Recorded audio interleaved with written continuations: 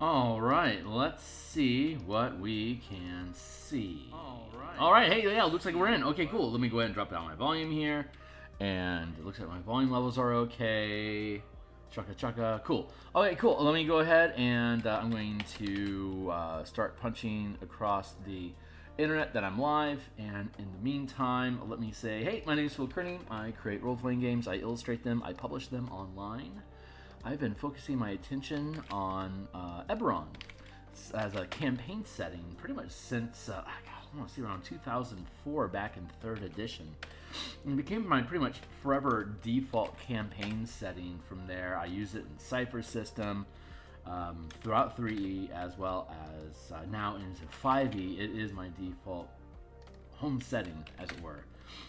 And so I've been creating content on DMsGuild since like 2017. There's a slew of books in the description down below. You can check out the stuff that I publish on DMsGuild if you think this stuff is cool. Consider picking it up to support my efforts. But let's rearrange our screen here real quick. Bop, bop, bop, bop. There we go. Drop that out. Reddit. Mad shout out to the Reddit community. I'm at Phil Kearney on the X Twitter platform if you're interested. Like, subscribe, hit the bell icon to get. I think we have more subscribers today than we had on Friday. So thanks a lot, guys. Here's the full playlist of the entire 236 episodes that we've streamed so far in creating this adventure, Crystals in the Bar, which is in the Eberron setting. It's for characters levels 4 to 5 characters, level 7 to 8. It should be 9th level by the time you end it, depending on how hard you dive into the content.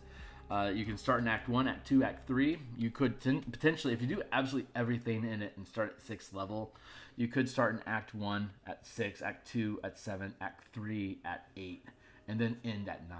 There is enough content in here across, say, 60 hours for you to be able to pull that off.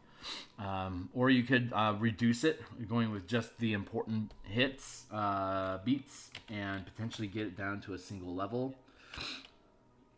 Possibly 2 would work, and then if you just do it as a one-shot, you could potentially not gain a level, but it's intended that you would be, well, the intention is that you're not level 9 when you take this on, so that you restrict access to what type of magic your characters have, so that I don't have to have as much bandwidth in building in how the narrative will work around the spell power the characters have access to, which is a big factor when you're thinking about designing your adventures and challenging your team. What can they even do? So there's some underground dungeon action going on here in more than one instance, and I like them being able to bail out of the dungeon, recuperate, and then go back in at a later time. So having access to something like Dimension Door, where they can just yeet back to the surface or insta-drop down into a dungeon, is really useful to be able to do. So if they're 8th level and their wizard is specking into Dim Door, then embrace that, because that's them getting to content they want. They're willing to spend their highest level spell slot to either get to the content they want to play faster, or get out so that they can go back in again. Like, the only reason they take the rest is because they want to attack the challenge again with more resources. That is a go-ahead signal, they call that in sales, that the players are invested and interested in how this is all going to pan out. So they want to make sure they have the resources to do so. If they didn't care, they just kind of cakewalk all over and BS their way through the conversations. But yeah, spending resources, I've said this before, it's worth saying again.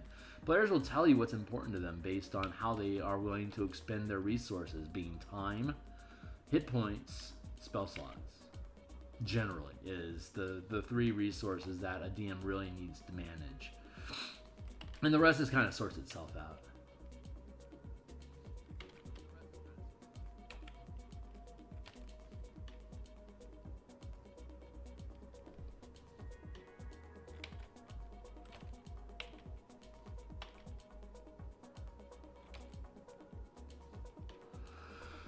And for those that are new to the channel, I really appreciate you being here. Thank you. I'm here 10 times per week. I'm Monday through Friday in the mornings like this, building tokens and maps for the Eberron adventure. Once we get done with the editing and text and layouts, we will also be doing all of the interior page illustrations. On Mondays and Thursday nights, I work on Spelljammer ship designs. I absolutely love Spelljammer.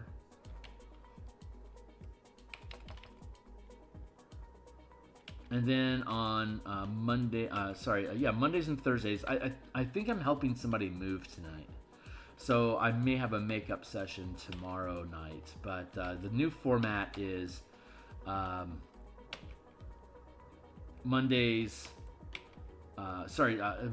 Tuesdays, Wednesdays, and Fridays are lunch stream activity. It used to be Mondays Mondays, Tuesdays, and Fridays, but I swapped it around to help balance the equation of my day. So I've got Monday through Friday in the morning, and then in the evenings, typically I have Mondays and Thursdays, and then Tuesday, Wednesday, and Friday I have a lunch stream. So every day of the week I'm hitting twice, whether it's at lunchtime, it's always in the morning, whether it's at lunchtime or in the evening from now on. That seems to be, that should probably be a more even cadence, except of course, like I said, I think I'm helping somebody move tonight. If my friend doesn't need me to, then I will be back tonight in about 13 hours like I usually would. Otherwise, I'll be on tomorrow. Hey, Chronix, it's good to see you. Oh, right on, my guy. Thanks for showing up. We are currently illustrating an intern from Ader Academy. Ader Academy in Eberron in the nation of Karrnath is basically a war college. It's kind of like West Point.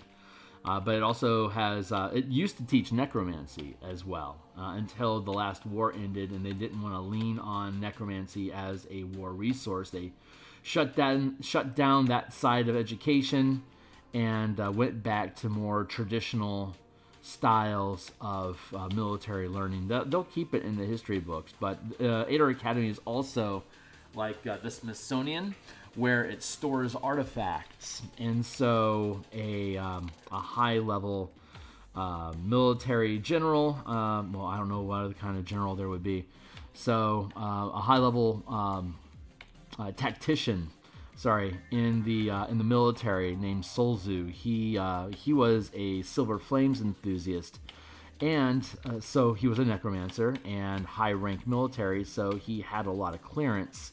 So he knows about different artifacts and rituals and information that's stored in Ader Academy, having gone there himself and having ascended through the ranks during his lifetime. So he's aware of what horrible, wonderful things are hidden away in the warehouses of Ader Academy. So he was part of a heist to steal an artifact that can create a manifest zone or coterminate location. A manifest zone is a location where two different planes of existence coincide, touch, and cross over so that you can move between them. Or at minimum, they influence them. At maximum, you can cross over like an open arcane gate. And so their plan is to open and sustain a manifest zone to Mabar long enough for it to stabilize and permanize and start to terraform the environment around the manifest zone. So that area, the soil and plant life and creatures that would be normal to Eberron in the region is replaced by those of the manifest zone. In this instance, it's the plane of Mabar, which is famous in Karrnath as being the location where dark energies, nights, like darkness spells and undead gain their power from. So Karrnathi having such an intimate relationship with necromancy makes sense because their homeland naturally spawns that sort of magic in their backyard. So for them to be able to survive their own homeland, they need to become very familiar with necromancy and the horrible creatures that it can create. And that's where the military of Karrnath basically started getting into undead troops, because it was just so intuitive that location in the world would facilitate that idea. So they took advantage of it, and the last war ends, and they no longer need massive necromancy magic floating around. It's a useful utility. Someone can give up their body to be used by the nation, even in peace, for civil service and whatnot. It's also a nice way to resolve crime in your nation. Like, we are going to keep you until you die. We will work you to death, and then we will have your body work forever with us as well. Just don't commit crimes, which is great, assuming that you don't have a corrupt government that is dictating what is and isn't crime. But so far, it's not out of control. So it's so far so good. The citizens will have to keep an eye on how much trouble this may cause in the future. But for now, it's playing above the board. So, which is all anyone can really hope for right now. But it becomes an excellent source of adventure in the future as politics of peace and Cold War shift around.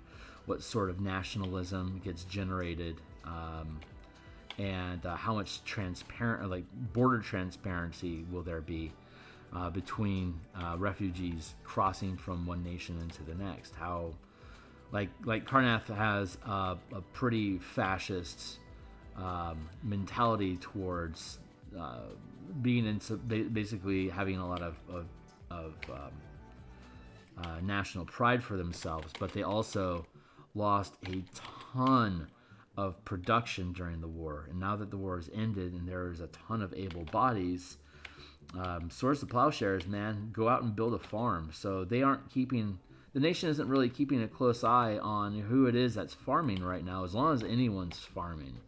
Like, they don't care who you are, just grab a plot of land and start making some beats. Like with 2 E's. And if they won't have to worry about who's who until they restore their growth rate, and then they can start being more discerning. That's probably a generation or 2 away right now. So, like, Sire had its nation basically evaporated in the Eberron setting, but so there's a lot of Siren veterans that are displaced and don't have a home anymore. So, Karnath was is a neighboring, adjacent neighboring country. That's a natural point for Siren refugees to go and start over again. So it's kind of a humanitarian thing that Karnath is putting a blind eye to. Who is it inside our borders right now that are creating farmland for us to? Because they all got to go to the same place. They all got to send the food to the same local market, which is exactly what Karnath needs right now. So if you're willing to put in the work, they're willing to ignore who it is that might be working. So, fun geopolitics you can pull out of wars with, especially in Eberron, that is mature to look at the multidimensional nature of how war can affect a society and their morality. Karnath is such a great example of that. They didn't have to think about Necro. Like Mabar was something they had to deal with until the last war. And then once they got desperate for how we're going to maintain our sovereignness during this war, that's when they got into necromancy and they found a lot of power in there. But then the war ends, and part of that agreement is let's give up the necromancy.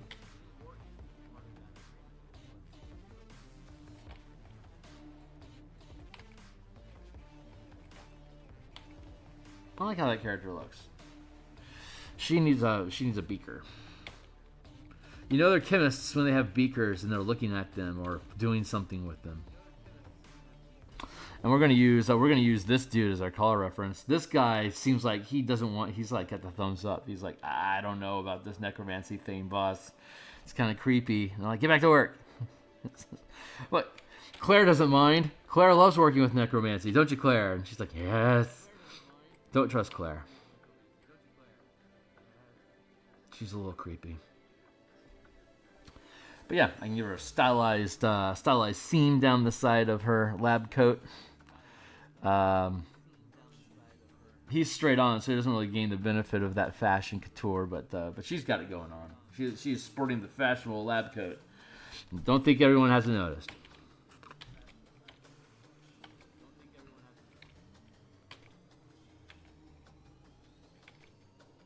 But yeah, these interns from Ader Academy, some of them are spies that helped the Emerald Claw and Solzu specifically to get access to this artifact to create the Manifest Zone. Some were kidnapped.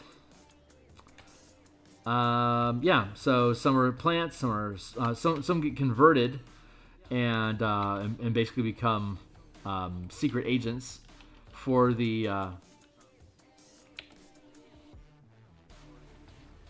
Emerald Claw, and then there's kidnapped. So there's a total of 6 interns that are in the facility, and they're all non-combatants. But they'll either help you, stay out of the way, or snitch on you, depending on who it is that you're working with. So while you go into the facility and you start fucking around with the place, know your foe is useful. I think I want to.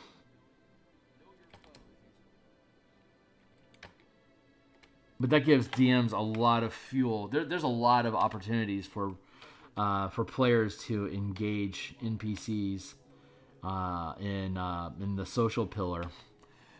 It could be just a hack fest if you want, or it could be all stealth, or it could be all social interaction. It's the amount of each pillar of adventure you want is strictly the DM's choice, and there's different options and pathways and connections that can be made in the adventure to lean into one over the other, just depending on how the DM reads the room, basically. Like, can my team tolerate another fight right now, or do we need to shift gears on this and open it up as a social encounter because they need to take a rest on the dice for a little bit, or they don't know enough about what the fuck is going on right now. So making this instead of being a combat or a social encounter, maybe they want to have some exploration so they can dig up information and just assess what's happening here by snooping around and finding stuff.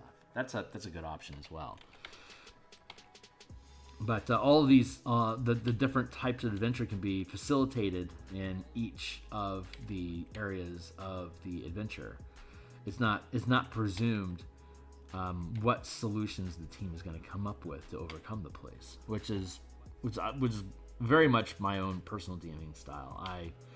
I can easily lead people into combat or out of combat into social, or through social and combat into exploration. They all just kind of wash around each other. It's fluid. It's supposed to be fluid. So you want to have a decent array of different types of creatures that can be interacted with inside of your adventures, so you aren't pigeonholing yourself into only having one type of encounter inside of a dungeon space, or just the adventure space in general.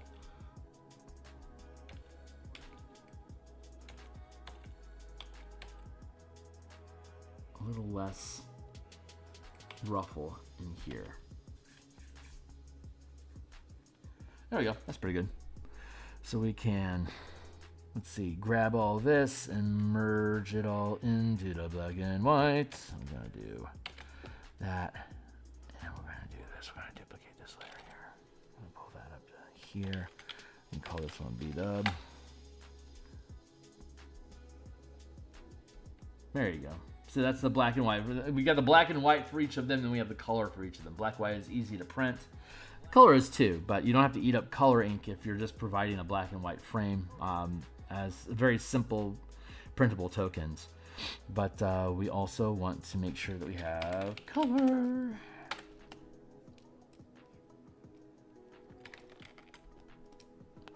So I'm going to duplicate that layer and merge that layer down. Conceal that one.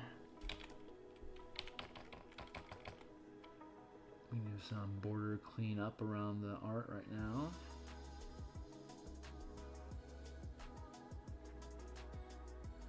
I like merging these two. See, I could erase all that stuff in there, but that's texture. All this faint line work becomes texture and extra subtle language inside of the illustration once we get into coloring, because we're going to color underneath this line art. So we have this heavy transparency that's adding extra ruffles and like three-dimensionality to the sketch to ultimately prevent it from being too static and simple. So I like doing the gesture art and then fade and then reduced opacity, and then do more sketch art over it and just layer it up like this. Again, so there's just added texture into the piece. At some point, these faded lines inside the illustration add to the volume, and I just think the visual language of the piece overall. I swear I'm not word salading. These are all real terms.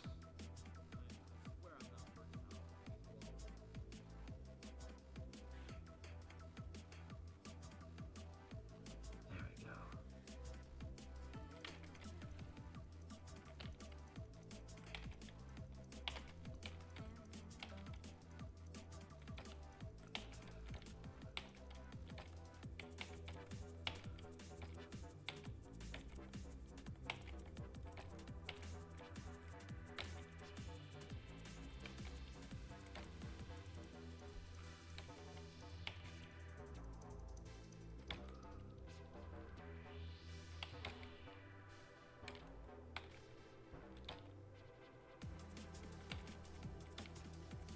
Yeah, very good.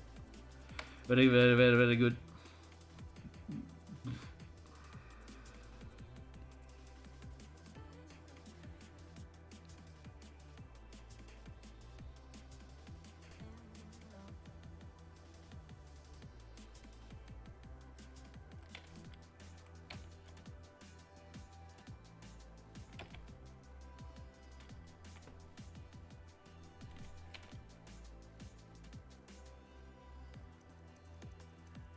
We'll have to give her a beaker eventually. We can just override, or do a separate layer paint over. There, that feels pretty good. Simple little tokens. Let's grab this dude for reference. Let's grab that color.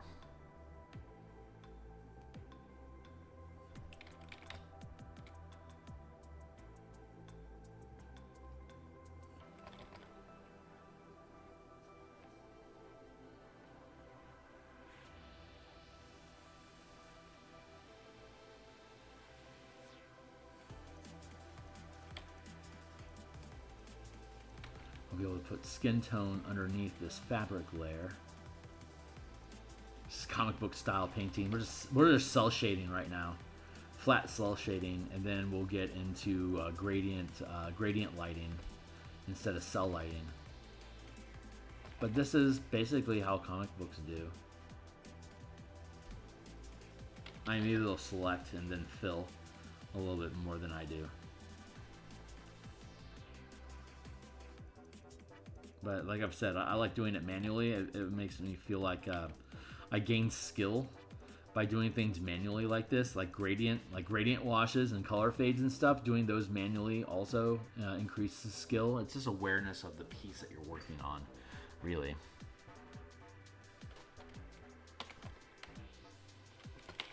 Highlight, shadow, conceal, carry forward.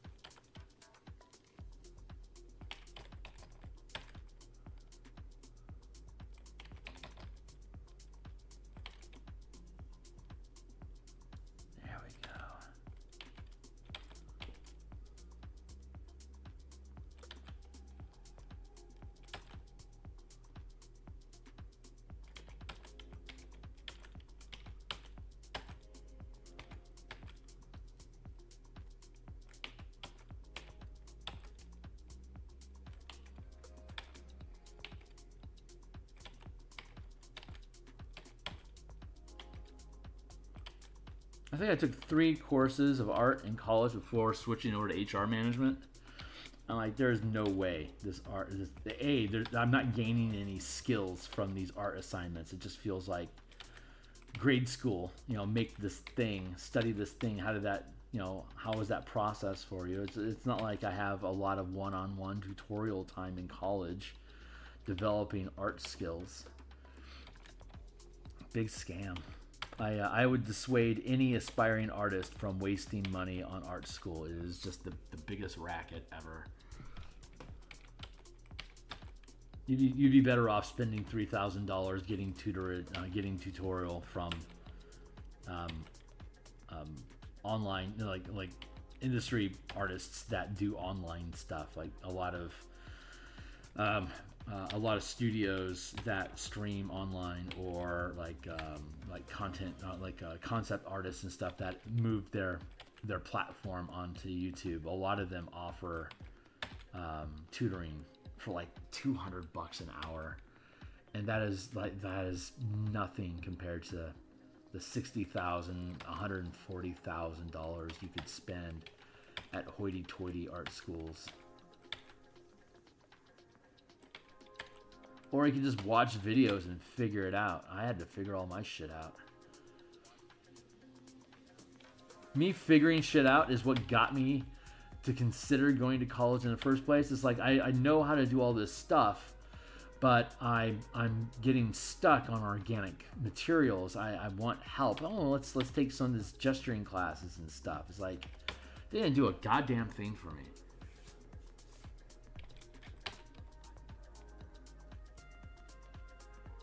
It was,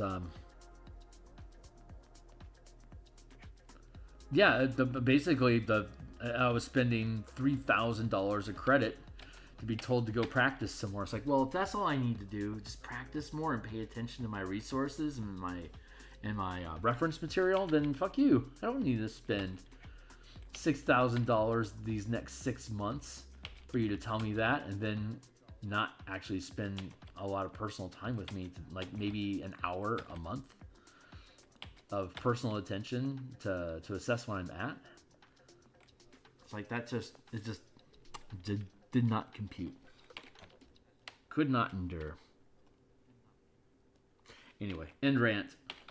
That's my don't go to art school rant. It is a debt that you will create a debt that the art itself, the knowledge that you gain from art school is never going to help you reconstitute the cost that it took for you to gain that information. It's just that so much of what art school offers is just free now. Just go online and find it. People are desperate for you to spend time looking at what they're doing and listening to the techniques that they use to create it. I mean, I'm no exception.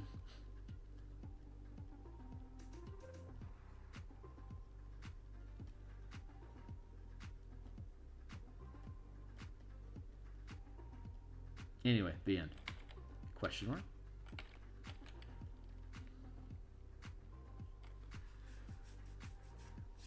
Flash Gordon's the end question mark is my absolute favorite in the world. There's that. I'm going to get into some flesh. Let's go with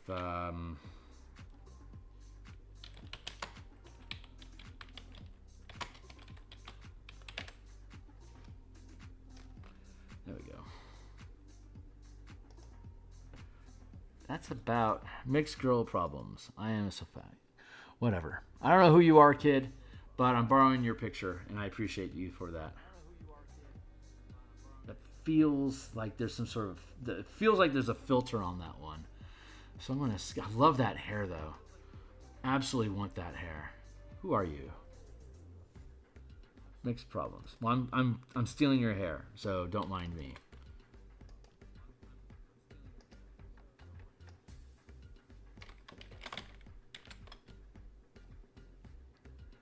Just over here, stealing your hair, no big problem. When you're colorblind like me, you have to get color references from photos online because I can't guess.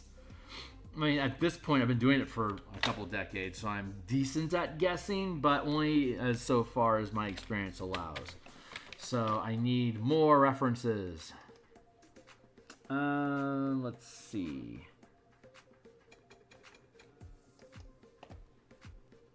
I like that.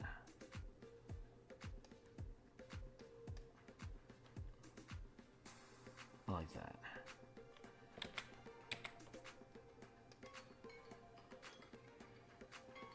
That's some good highlights and shadows on that face. So that's what we're going to use.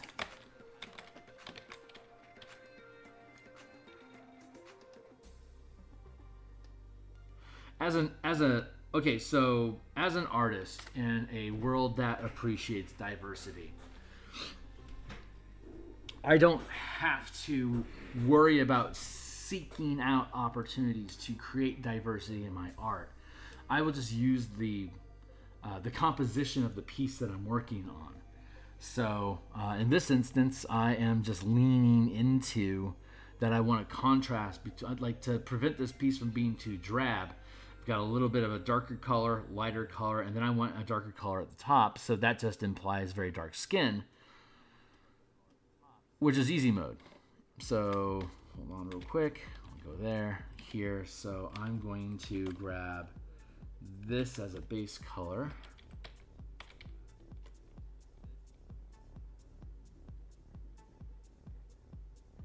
And I have this frazzle mop sort of hairstyle already, which is going to be really complemented with this here.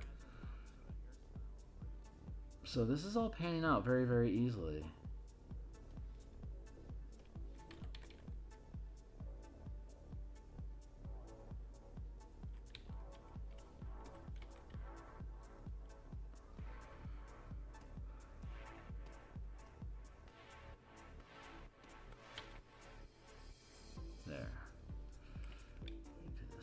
Here.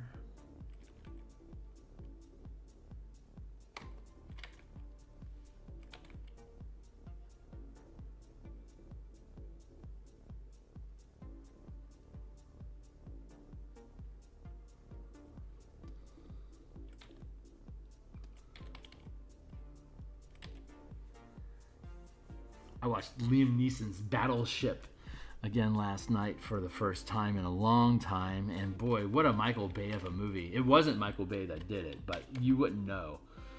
You wouldn't know unless you checked. I like that purpliness going on.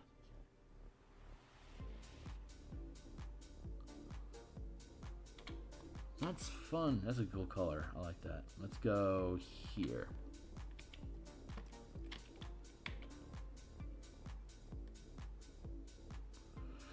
Is this like a redheadedness? Is that what I've spilled into here? The colors don't make a lot of sense to me, the purple.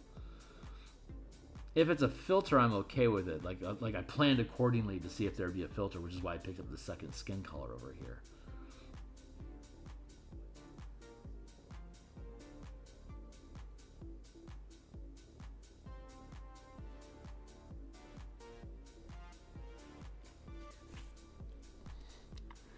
Very good. Highlight, shadow. Yeah.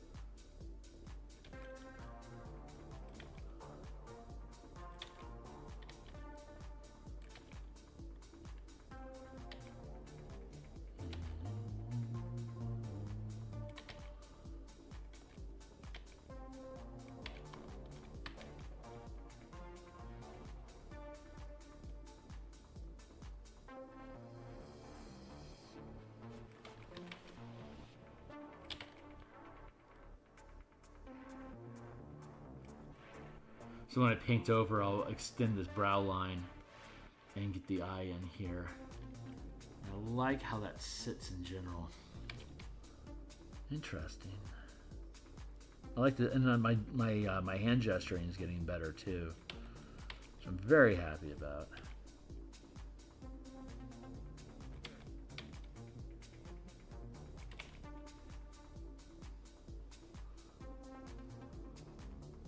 As long as I keep trying, keep building more stuff, my skill can continue to improve. And sometimes that's the only thing that wants to keep you alive. Tell you what, man, having a hobby, it keeps you going.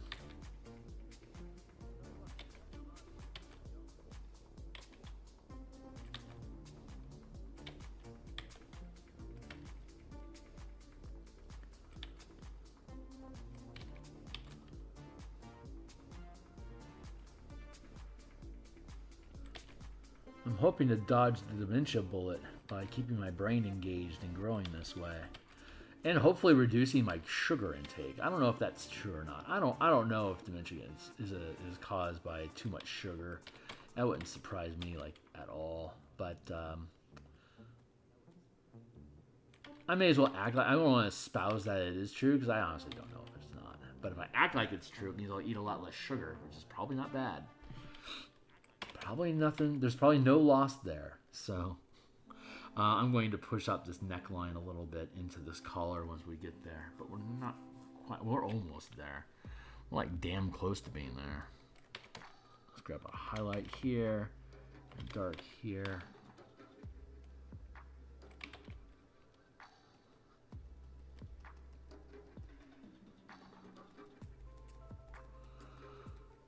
Start pinching some highlights there, start darkening up, down around here.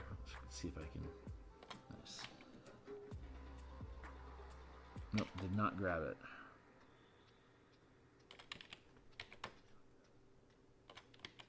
Very good.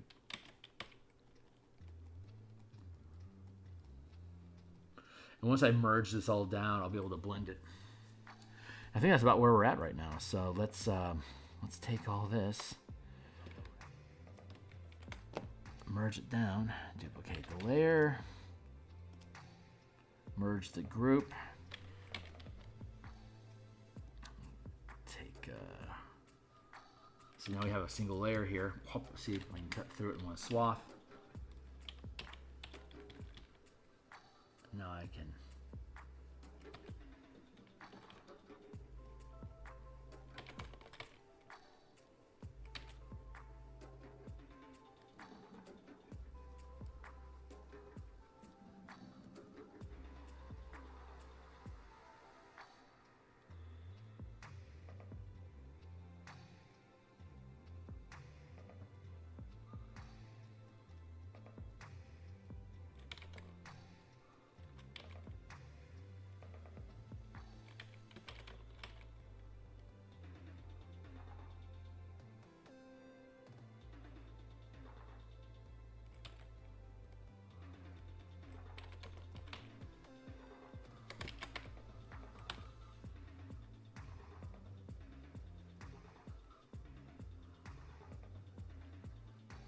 You can see the psychopathy crawling around inside of this gal.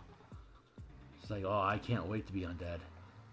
Maybe if I overachieve a little bit, I'll gain eternal life. You can see it in her eyes, man. She is bad news. She is a girl on a mission.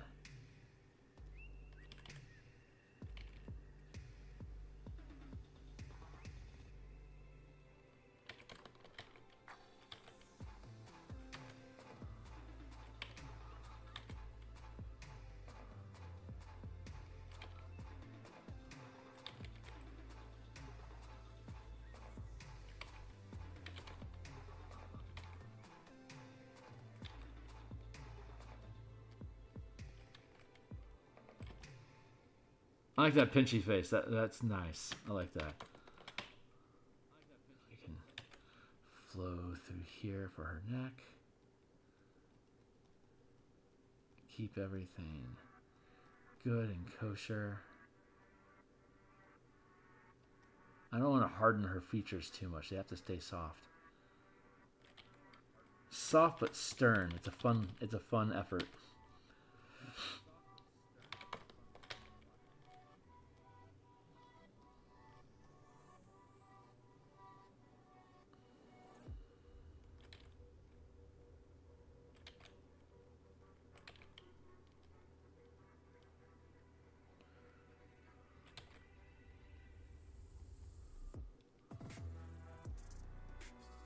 ear is wrong. The ear needs to go from nose to eye. So it should be up here like this. Buried in the folds, the curls of the hair. So a little bit of ear poking out. That is more anatomically accurate.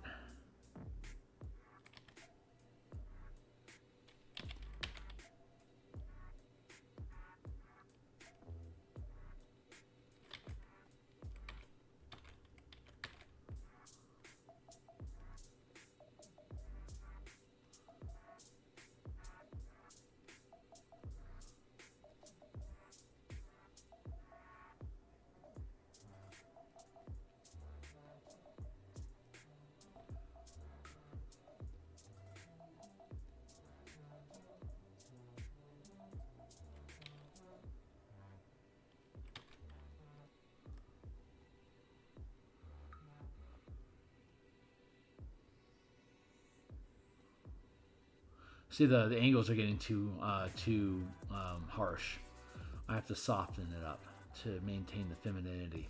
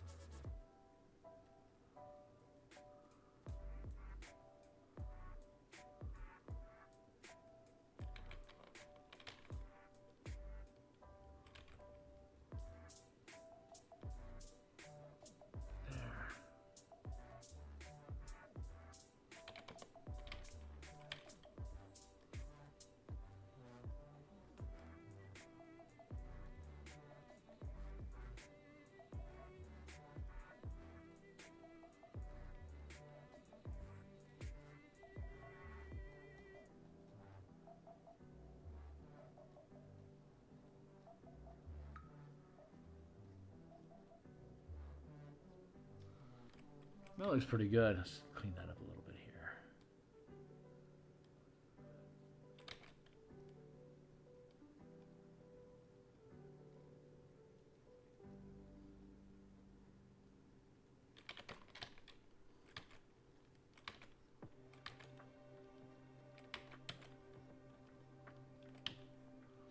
I bet I can afford to drop the whole head down.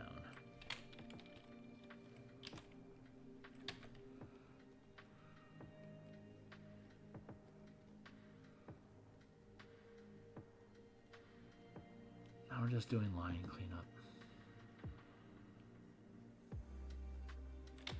You know, YouTube pretty much hates me. They don't know what to do with me. I refuse to use any of their keywords. I don't create shorts.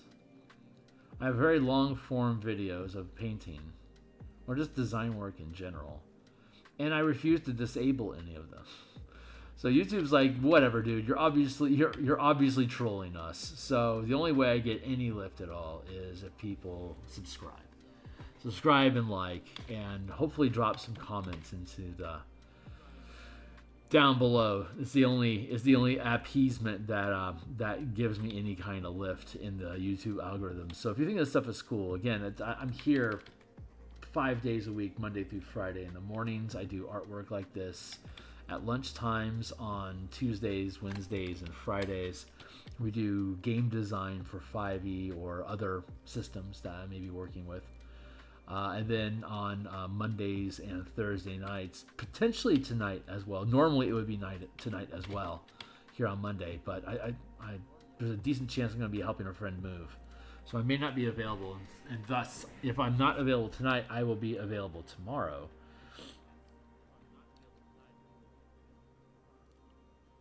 And in the evenings right now, we work on Spelljammer ship designs. We're building massive 500-foot scale ships to flesh out the large size models that was in the 2nd edition version of Spelljammer that didn't survive into the 5th edition version. So we already remapped all of the Citadel of Light, a 1-mile structure from Light as Araxis, and if you want to see that, it's down here. Here's the Spelljammer Combat and Exploration book that I built on DMsGuild. All this stuff has free previews. The 5-color mana system that I created for Spelljammer for D&D 5e also works with 3e. Also works with 2e. It's just a color mana system instead of the 8 schools and spell slots. Point Warlocks is a system neutral method of doing so, but also has a section about color magic. Pacts and Patrons of Ravnica isn't specifically about color mana, but it's the 10 different guilds of the Ravnica setting reimagined as otherworldly patrons. That guild mages are basically warlocks of the guild that they represent. So an Azorius guild mage is effectively, or is literally with these mechanics, a warlock with the Azorius Senate itself as your patron, your otherworldly patron, providing you your blue and white mana to cast spells and perform acts on behalf of the guild collective.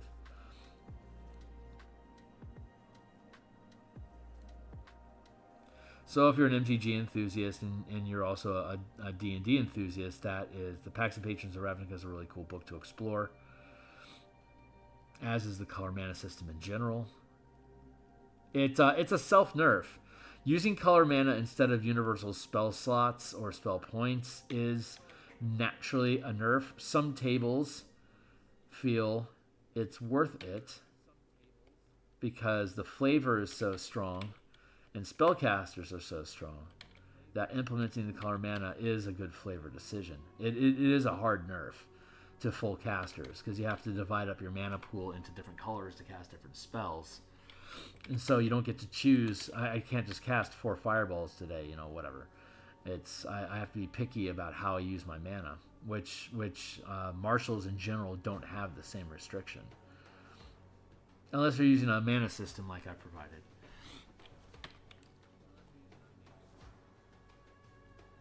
But it's there mostly to frame the flavor, even if you decide just to use universal spell points or stick with spell slots, but want to use the 5 schools of magic instead of the 8, the 5 colors of magic instead of the 8 schools. At the very least, the breakdown of how each spell would be colored is there for you to build your narrative upon, assuming that's what you want to do.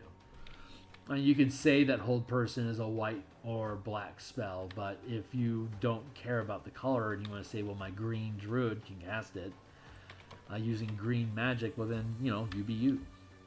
But it's the restrictions that we place on the campaign where the creativity of character development can often stem from.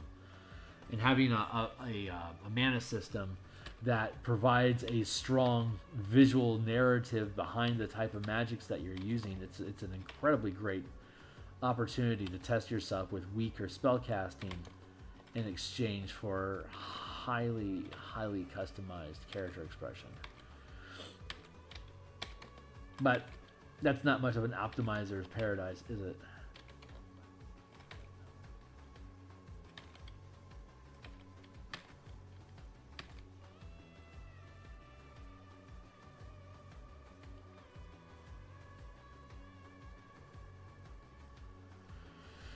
I want to blend this line art into the color of the fabric. Get away from the comic book feel of this. See, let's go grab. See, his stuff is largely melted, blended into.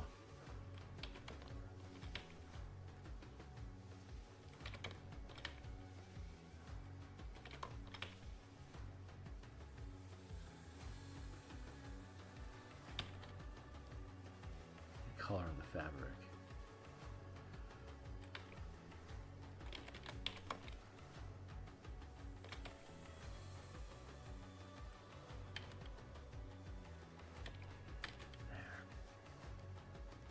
I don't want to get carried away with this line on the side here, so I need to blend it out a little bit.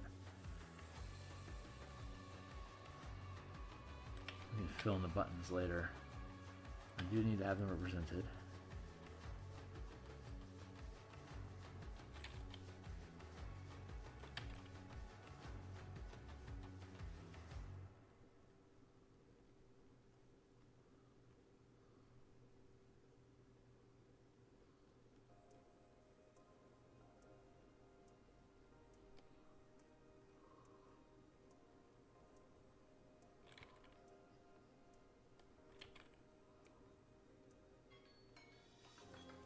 Thank you, timeliest timer.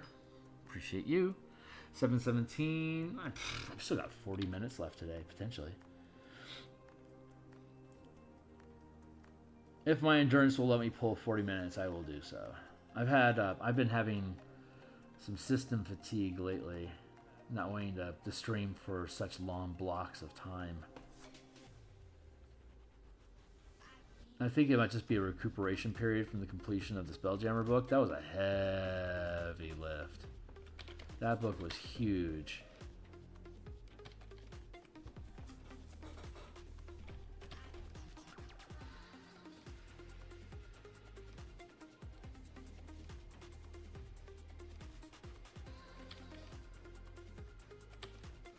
So I think my body is trying to take a little bit of a break before I push myself hard into building out this book.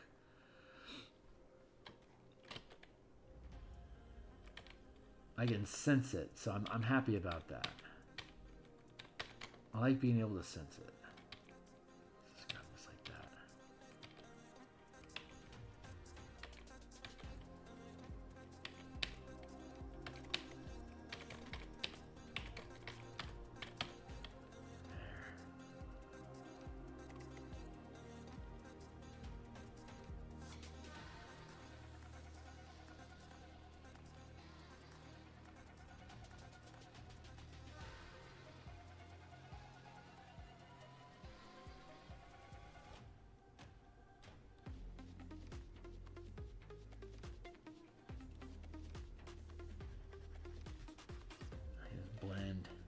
I'm taking all these swirls here. I'm just blending them into being little pockets and poofs in the fabric.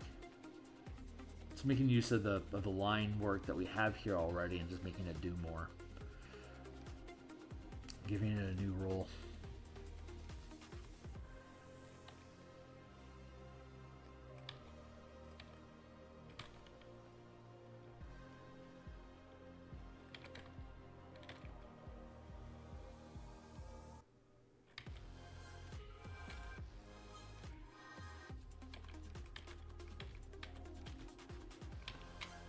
Feels pretty good.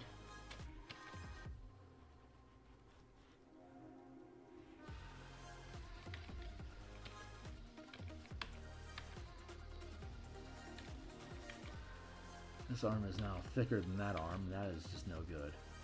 So let's just thicken this up a bit. That should help.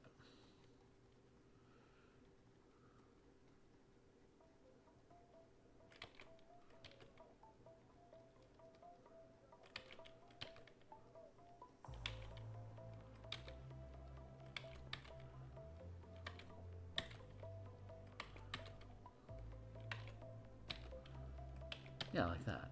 Easy peasy. Just make the fabric work for you.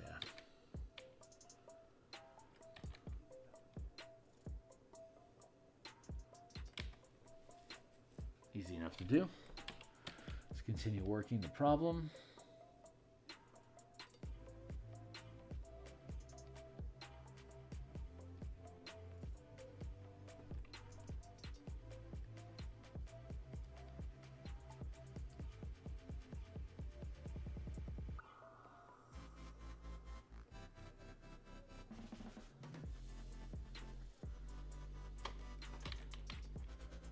Ooh, wrong button.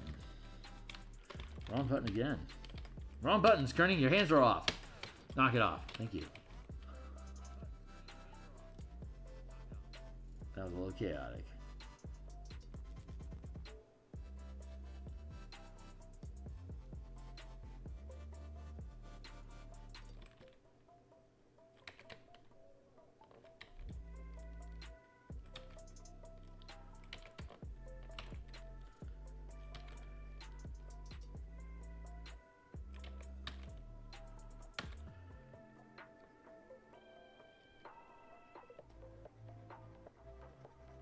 Wash that all out as the fabric smooths itself out as well. I want to get rid of that hard seam as well. The more I look at it, the less I like it. But see, just blending in all that, I had all that additional line language in there from the sketches early. And now it just melts into texture. Love it. Just love that. Always works, never fails.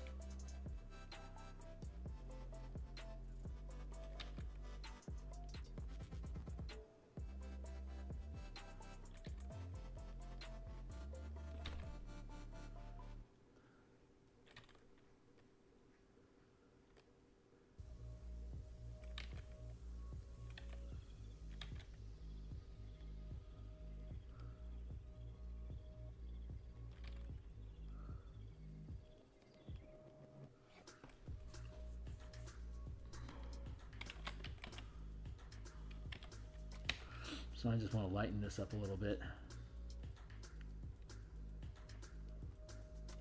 What's up? Hey, Nitro.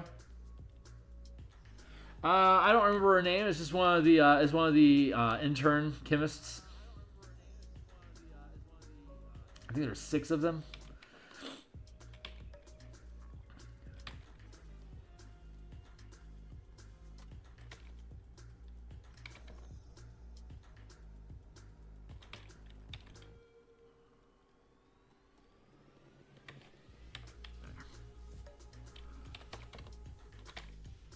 How you doing, Nitro?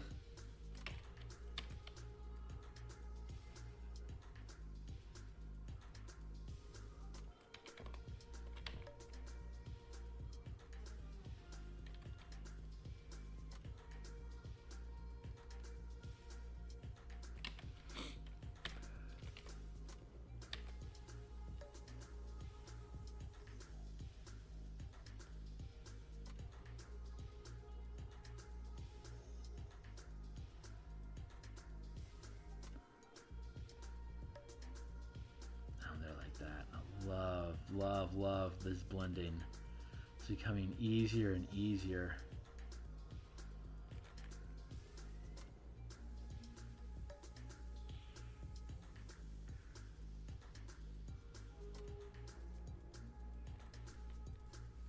Not bad. So, good.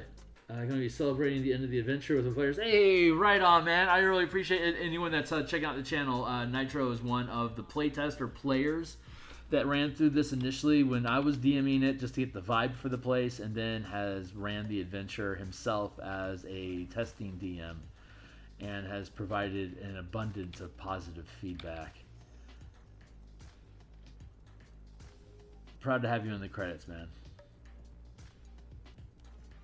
Free copy as well, of course. I mean, you already ran it, so it's a little too late for you, but at least you'll have it.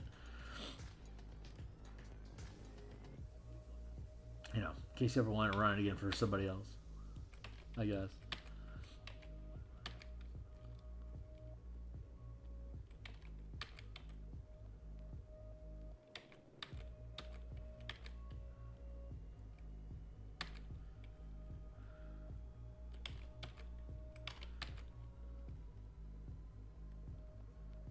That feels pretty good. She needs a beaker. I also need more highlights. Let's grab that there. This is the time to pepper that stuff in. Right here, right now, right here, right now. Just some light stippling should be all we really need to get those tufts visible.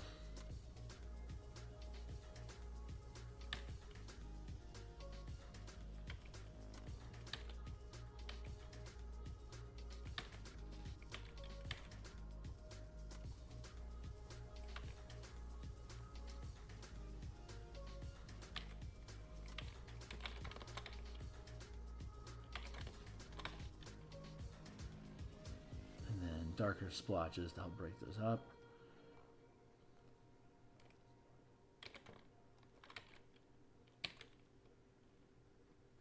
I was planning to buy it since you let me run it and make my copy available to my players if they ever want to run it. And right on.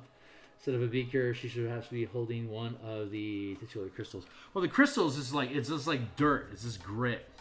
So like it wouldn't. Maybe a. I can be convinced of that. It's like you say that, and I'm like, but then I immediately see a way why I could totally do that.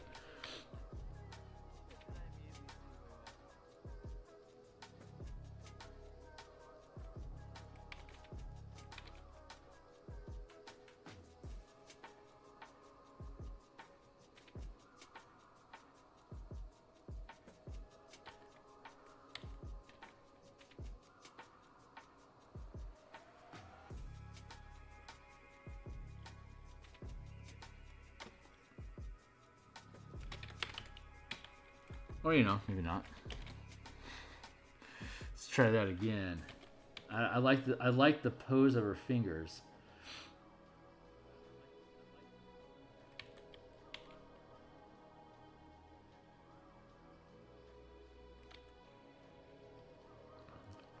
I'm open to changing them though.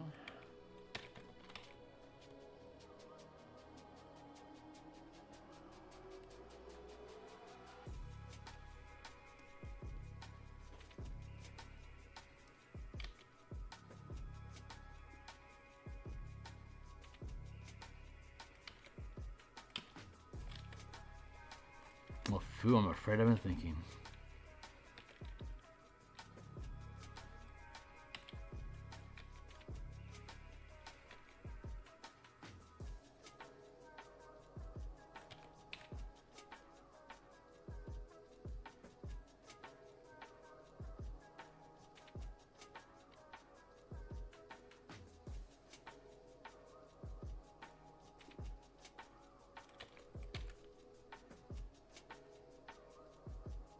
I think there's some text going on down there.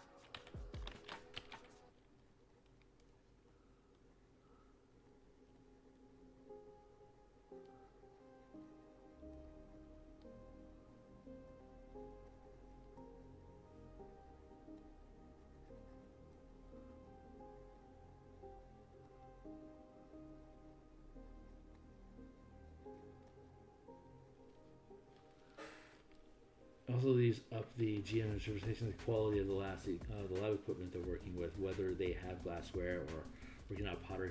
Fair enough. Well, the other one has a beaker, so there's at least a little bit of glass work in there. But I get your point.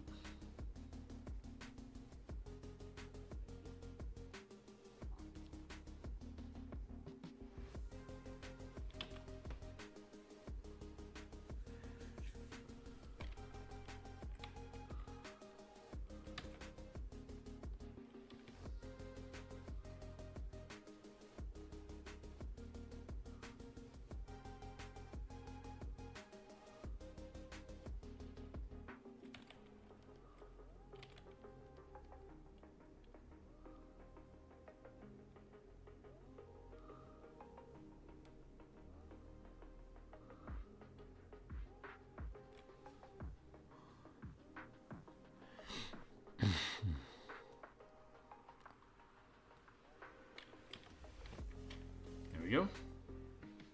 Not bad.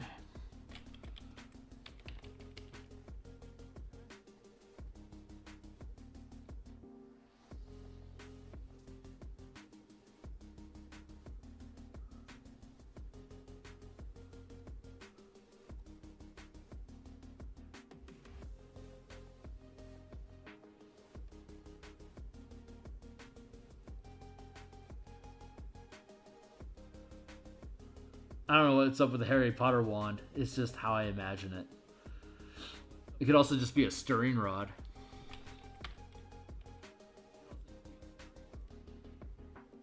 I like the idea of a glass stirring a glass stirring rod to be an alchemist's magic wand.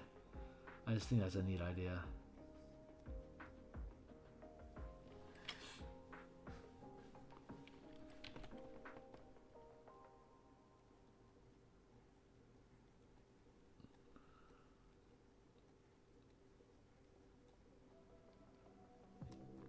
The most recent I've talked about this before, I think. The most recent Willy Wonka movie with Muad'Dib in it. That is such a great example of an artificer because he's got his toolkit, which is basically an easy bake oven with a sidebar of a bunch of just weird exotic materials. He has a little cistern of milk and chocolate. And so what he does is he'll blend together the cocoa, the milk, the egg, and all the weird ingredients and put it into his easy bake oven while he's talking to the NPC or whatever. And when the thing goes ping, a little chocolate comes out and he feeds it to you, and it basically triggers a spell-like effect or like a potion sort of thing. Like intensify your emotions or give you the ability to levitate and fly or whatever. So he does a lot of emotional bard-like magic with it, to help capture imagination and reawaken children's, adults that have lost their childhood whimsy and stuff like that. If you see the movie, you know what I'm talking about. But it is probably just the best, the best narrative of an artificer alchemist I've seen in, like, creating in real time. It's so perfect. It is it's definitely worth watching just for that. Highly would recommend. Good D&D fodder.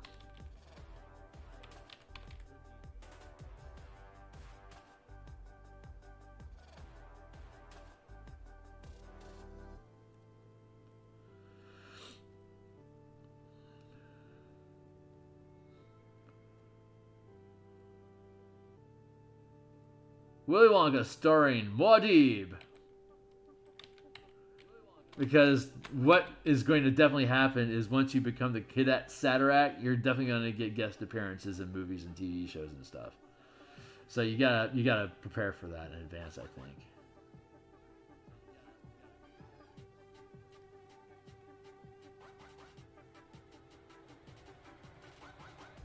Starring Muad'Dib.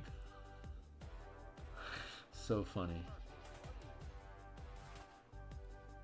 That frizz is looking pretty damn good. Yeah, I'm happy with this. I am legit happy with this. I'm gonna just do a little bit of touch up down here, and I think I can let it go. We can start on the next one. We're running out of pieces, folks. We're gonna finish this up here soon enough. Then we'll work out all the little vignette maps for the forest, the manifest zone. And then we're potentially done with all of our assets.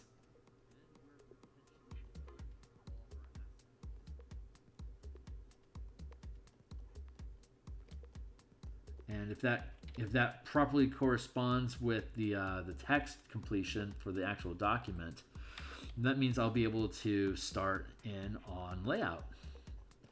Actually get this thing built out, see how much illustration. I'm either going to have a lot of spot illustrations or very little. I'm not sure. I honestly don't know what the page formatting is going to look like. We're gonna have to spend some time on how to integrate the information of each room and depicting each room on the map into the document. That is a new level of intensity of page layout design that I have not had to wrestle with in the past. So I'm a little intimidated by it, but not so much that I'm stalling. So I get where we need to be with the project. I know what is going to be needed, and I'm letting my muse work out in the background how she wants each page to look. Because I know she already sees it. And I just got to let her feed me the information and manifest it onto the page.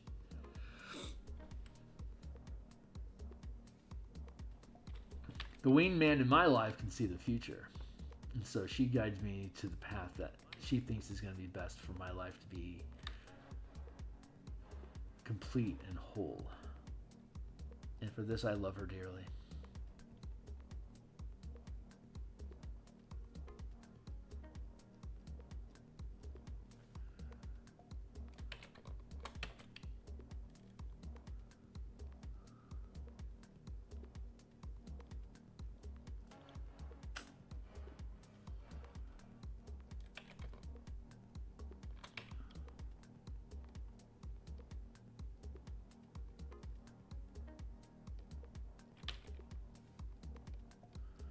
Black buttons.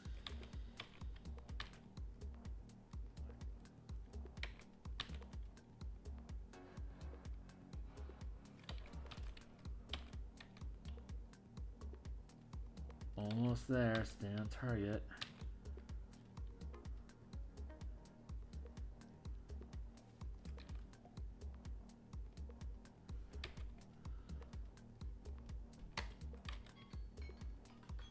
I hear you.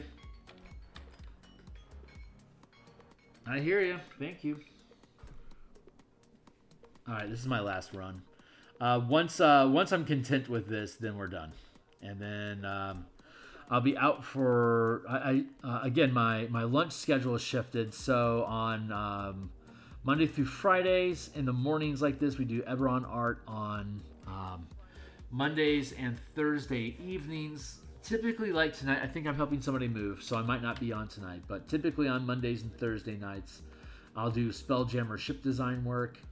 And then so that's Monday and Thursday night. And then Tuesday, Wednesday, and Friday at lunch from now on. Starting this week, that's when I'm doing my lunchtime stream for game design. We've been focusing on martial powers. We're currently converting martial powers into pilot options to use in the Spelljammer Warforged and Machines project where we began. Basically, each mecha gets a battery of techniques that are basically programmed into the mecha that a pilot can use as either an action, bonus action, or like a sustained concentration effect. And it's a much smaller selection. It's of the 209 martial powers that are in the martial powers book, 50 of them are being transposed into the Warforged and Machine supplement, so that just by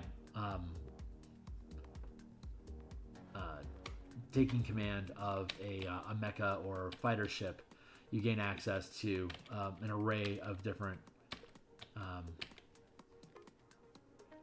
maneuvers or martial powers that you can basically tinker gear into your mecha every time you take a long rest. You're basically prepping maneuvers into your mecha by reconfiguring the gear on your mecha to like be able to like use like roguelike action to dash, hide, disengage, stuff like that as a bonus action when your pilot might not normally be able to do so. Or like the Thundering Strike, to be able to push targets away from you when you hit them. Coding that into your mecha when you hit with a melee attack, you can push something away from you. Or like Trip and Scuttle to cause things to get tripped up like that, or whatever. There's 50 of them. That's been fun. So that's where we've been developing that.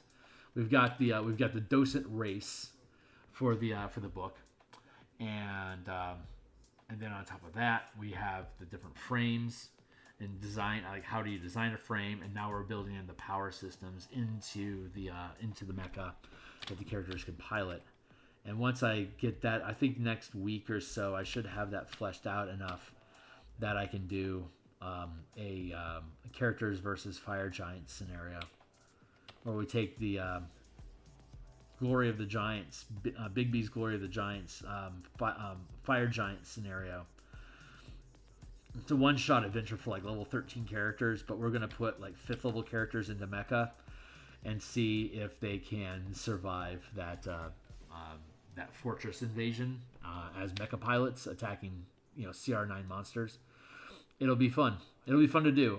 If anyone's interested in that, it'll be, you want to lock into my Discord, and as always, paying Patreon, people that are paying members of my Patreon have first right to access this stuff, and if they want to be playtesters, to pretty much automatically get a seat. I don't have a lot of Patreons at this point, so if you are a paying Patreon, it pretty much guarantees you get a seat at the table, assuming the game is at a time that works for you. And tiebreakers go to Patreons as well. So keep an eye out for that. We'll probably do that like on a Monday night.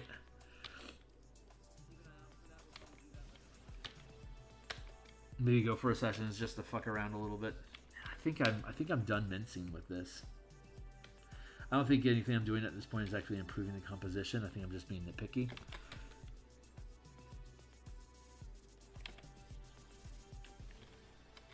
Yeah, I'm good with that. Good enough with it.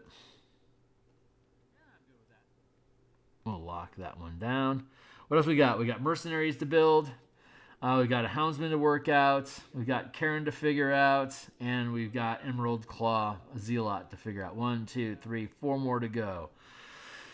So when we come back tomorrow in the morning like this, we'll work on the Red Wolf mercenary sketch and clean that up into line art, and then probably colorize it on Wednesday. leading into the Emerald Claw Zealot. And then 1, 2. Oh, there's only 4 left. Holy shit. Okay, so we'll do Red Wolf Mercenary, then Emerald Claw Zealot, then we'll do the Houndsman, get all our armored stuff out of the way, and that'll give us time to let Karen seep into us. She's looking kind of hippy dippy right now. I don't think ultimately that's the kind of language I want to express her with. But that's where she's at right now. So 1, 2, 3, 4, 5, 6. I think I also have to make a Chain Devil at some point. Oh yeah, that's right. We also have a slew of different types of what's the word I'm looking for? Ultraloths. I need to make Ugoloths. That's right, the Ugoloths. I have to make a series of Ugoloth tokens as well, based on how the characters deal with the final encounter to shut down the Nexus. So I think I need 5 different types of Ugoloth. So we'll be sketching those out too. So anyway, that's it for now, guys. I'm going to bail out of here a little bit early. This sketch is done. We'll move on to the next piece tomorrow morning.